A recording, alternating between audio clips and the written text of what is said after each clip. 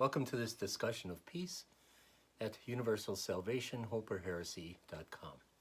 If you haven't done it yet, please download and print for yourself the study guide for us and for our salvation. You will find it on the blog site. We're going to begin a discussion of peace on earth in terms of a foundational doctrine of the Christian faith, which is found in the Nicene Creed. I want to be careful that we don't think this to be simply a Christian doctrine. It certainly is a doctrine of the Old Testament theology also. But for now, let's try to approach peace through a creedal statement.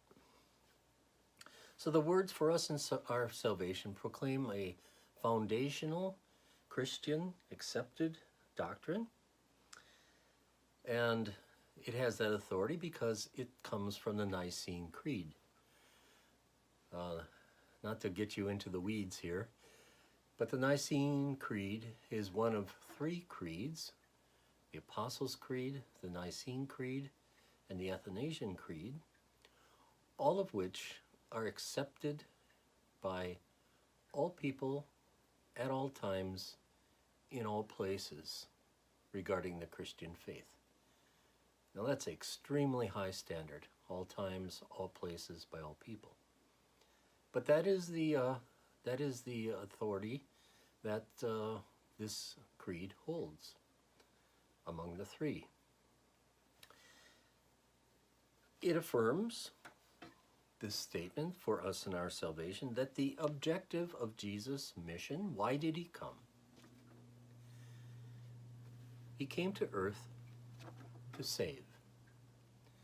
If you look at the footnote, it'll help you see that the very well-known John 3:16 is followed by this statement, that God did not send his Son into the world to condemn the world. It's not his purpose. That's not part of his work. But in order that the world might be saved through him. The ambiguities, the discussion, the arguments of this biblical imperative that God came for us and our salvation, that doesn't come out of this unequivocal assertion that Jesus came to save. No one argues that. But rather, discussion centers around the questions of, one, has Christ successfully completed the work he was sent to do? That is, come to save the world? I'm putting the word cosmos on your handout because that is the Greek word. I'm not sure we're ready to expand this message to the cosmos, although the cosmos is the target of God's concern. Maybe we need, for our discussion purposes, just to keep it to the world for now. So did Christ successfully complete that work? Are we saved? We being the world?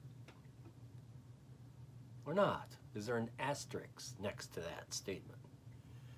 And two, what is the scope? If Christ was successful and completed his mission to save the world, what's the scope of that salvation? Who now benefits from Christ's redemptive work? It says for us. Who's us? How big is your us? When you say our salvation, who do you include? Most importantly, who do you exclude? Well, let's look at the scriptures. That's always a good idea, isn't it? Otherwise, we're just stuck in political debate.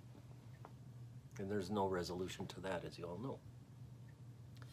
So the first of these issues has the status of Jesus' salvation of the cosmos. That can be answered simply by examining the biblical texts. which address that question. And the best place to go among biblical texts is to the text of Jesus' passion and death, because that's the means by which he saves the world. Especially Jesus' final words on earth from the cross, which we find in John 19:30. There it says, "It is finished." What's finished? Here, the "it" refers to the work Jesus was sent to do. That's what Jesus is talking about. He is, after all, on the cross, and he's taking his final breath. For us, and our salvation came down. Notice the creed affirms that. That work, it is finished. The passive verb is finished. I don't mean to get too far afield in grammar and things like that, but it's critical if we're going to understand the message of this scripture, that we understand that they had verbs and tenses of verbs available to them, who was ever writing this, and that they were precise in order to get their message across in the verbs and the tense of the verb that they used. So it is important. It is finished.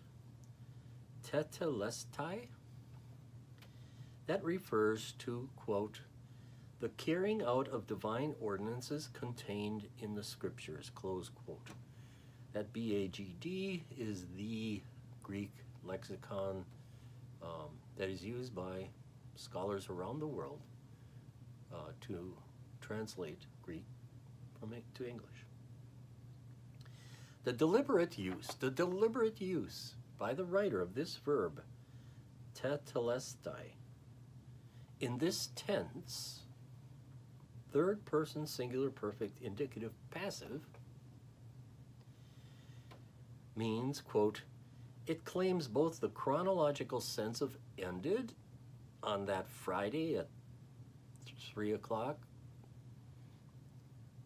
Jesus' passion ends, but also the theological sense of achieved.